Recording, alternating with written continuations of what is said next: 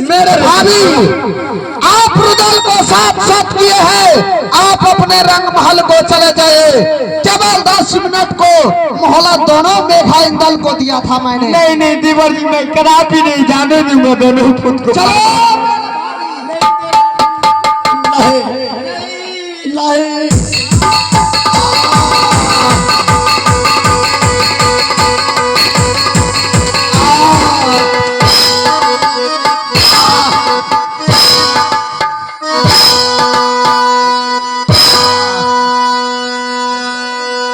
मैंने बहुत समझाया बड़े भाई साहब, चाचा जी इस समय दुश्मन बन चुका है।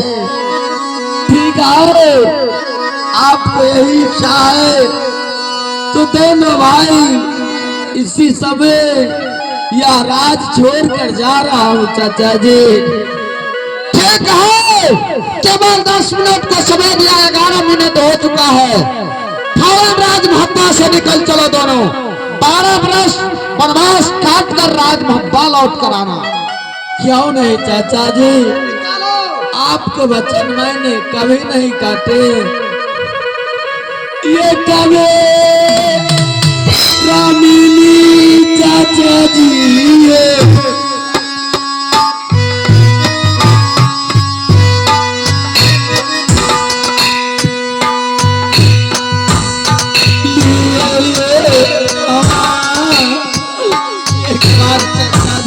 लो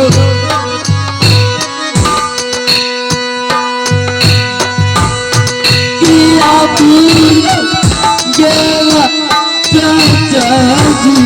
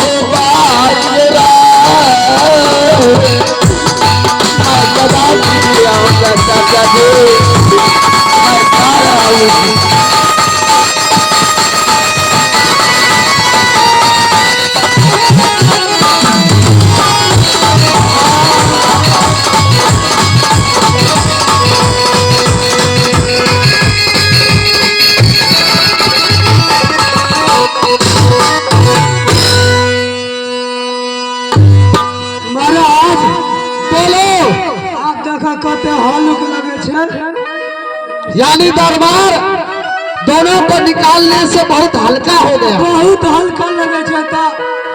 अरे शैतान, मेघा इंदल खाना भी बहुत खाता था, 1.5 प्लेट से बेसी खा ले। अच्छा, इसीलिए उसको निकालने से दरबार से बहुत अच्छा हो गया। हाँ, ठीक है, चलो ठीक है। अब इस समय मैं भी जा रहा हूँ, अपने रंग महल में आराम करूंगा।